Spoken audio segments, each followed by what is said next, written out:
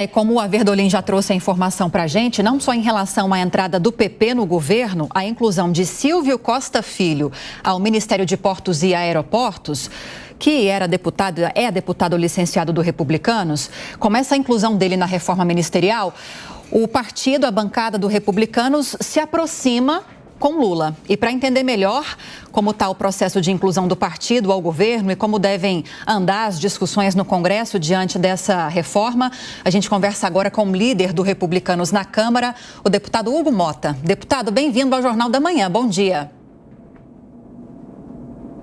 Bom dia, Lívia. Bom dia, Tiago. É um prazer estar participando do Jornal da Jovem Pan. Eu só vou repassar o que a Luciana Verdolim acabou de trazer de informação para a gente depois de se debruçar sobre essa entrevista que Arthur Lira, presidente da Câmara, deu à Folha de São Paulo, deputado. Segundo ele, está cravado que PP e Republicanos, como essas indicações, como a entrada dessas lideranças na esplanada dos ministérios, agora são base do governo Lula. E é possível que haja um apoio aí, em votos para o governo, de 340 a 350.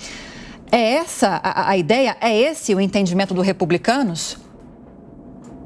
Olha, o Republicanos mantém a sua postura de independência junto ao governo. Isso já foi dito por várias vezes, inclusive pelo presidente do nosso partido, o deputado Marcos Pereira. Nós não vamos alterar essa nossa posição de independência. O que há é uma melhor relação com a nomeação do deputado Silvio Costa Filho. Por quê? O deputado Silvio Costa Filho já tinha uma relação com o presidente Lula muito anterior até a ele entrar no nosso partido. Na eleição do ano passado, ele discordou da posição do partido de apoiar o então presidente Bolsonaro e já apoiou o presidente Lula desde o primeiro turno. Então, essa relação foi o que mais motivou a nomeação do deputado Silvio Costa Filho para este ministério. Aliado a isso, o partido sempre teve muita responsabilidade na análise dos temas que são tratados no Congresso Nacional. A exemplo do arcabouço fiscal, da reforma tributária, de matérias que são importantes para o país e são também, consequentemente, pautas do governo. O partido não ficou contra por ficar contra, simplesmente pelo fato de estar independente até então junto ao governo federal. Nós ajudamos nessas matérias porque entendemos serem boas para o país. E isso se deu de forma dialogada, não só com o nosso partido, também com outros partidos que fazem parte ali do centro democrático dentro da Câmara dos Deputados. Esse diálogo se deu de forma transparente. É dessa forma que nós vamos continuar a nos portar, mas também tenho que reconhecer que a bancada na Câmara se sentiu mais feliz com a nomeação do deputado Silvio Costa Filho, que tem uma relação maravilhosa com a nossa bancada, se dá bem praticamente com todos os deputados. Nós temos confiança que ele vai fazer um grande trabalho à frente do Ministério dos Portos e Aeroportos, irá contribuir de forma significativa para com o Brasil, mas isso não altera a posição de independência do nosso partido, bem como vamos continuar tendo extrema responsabilidade para tratar os temas que interessam à população brasileira. Oi, deputado, falando sobre a reforma tributária, o senhor acha que o cronograma que Arthur Lira passa é um cronograma viável? Porque, por enquanto, a reforma está no Senado, deve sofrer modificações para depois voltar para a Câmara. O senhor acha que até outubro tudo vai estar definido ou até outubro a reforma pelo menos volta para a Câmara? Olha, na minha avaliação, pelo esforço que a Câmara fez ainda antes do recesso, nós vamos ter muito mais tranquilidade e celeridade para votar a matéria quando ela retornar do Senado.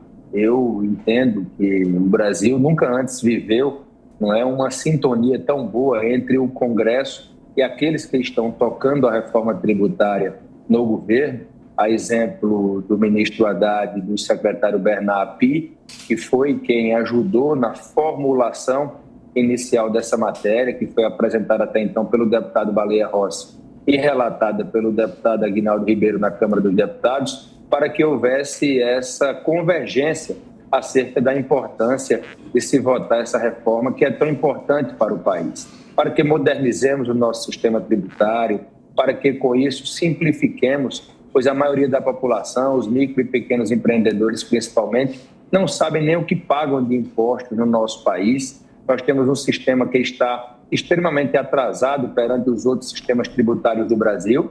E eu não tenho dúvida que o Senado, cumprindo o seu cronograma e votar até a primeira quinzena de outubro, nós vamos na Câmara correr para que, se Deus quiser, até o início de novembro, tenhamos a aprovação concluída da reforma tributária e possamos, assim, dar uma enorme contribuição para que o Brasil se fortaleça do ponto de vista econômico e possamos, com essa reforma, termos mais geração de emprego, mais geração de renda e o Brasil possa melhorar os seus números, tanto perante o cenário nacional, como também perante o cenário internacional. E nós seguimos com a nossa conversa com o deputado Hugo Mota, do Republicanos. E agora, deputado, a gente abre espaço para nossos comentaristas. Amanda Klein faz a pergunta. Deputado, bom dia, prazer falar com o senhor. Deputado, eu queria entender um pouco melhor, insistir nesse assunto, porque por mais que o Republicanos reivindique que ainda é um partido independente, o senhor disse também que a bancada ficou mais feliz. Essa felicidade vai se traduzir em mais votos para o governo? Porque ninguém acredita, a gente sabe como funciona o sistema, é um governo de coalizão. Ao abrigar novos partidos aliados, com a entrada do PP e do Republicanos, naturalmente o governo espera mais votos e espera uma fidelidade maior. Ele está formando uma base aliada. O senhor concorda com Lira, por exemplo, que o governo pode ter de 340 a 350 votos suficientes para aprovar PECs? E o senhor acha também que passará com facilidade na Câmara, a partir de agora, projetos que têm sido sensíveis, como o PL das offshores, a MP dos fundos exclusivos, tem uma outra MP que estavam me falando aqui semana passada, 1185, que cria uma nova legislação sobre incentivos fiscais. Como é que o senhor vê a tramitação desses projetos fundamentais para aumentar a arrecadação do governo? Olha, essa fidelidade, Amanda, ela precisa ser discutida diante de cada matéria. Quando nós assumimos uma postura de independência, é justamente para dizer que iremos votar a favor daquilo que for bom para o Brasil, assim como fizemos até então, independente de haver algum membro do partido participando do governo. Foi assim durante todo o primeiro semestre. O Republicanos é um partido que tem responsabilidade, principalmente nessas pautas econômicas. Então, essas PECs que, porventura, vierem a ser apreciadas, se forem PECs que estejam dentro do manifesto do partido, que representem bandeiras do partido, nós iremos ajudar a aprovar, assim como já fizemos. Eu, em uma entrevista que dei, até no dia da posse do deputado Silvio Costa Filho, eu disse que a bancada, ela estreita a relação de diálogo com a presença do deputado Silvio Costa Filho no governo. Isso é inconteste. Porém, não está ali escrito que nós vamos votar, por exemplo, a favor de pautas que nós entendemos representarem retrocessos para o Brasil, como, por exemplo, se for pautada para que se reveja a autonomia do Banco Central. O Republicanos votará contra.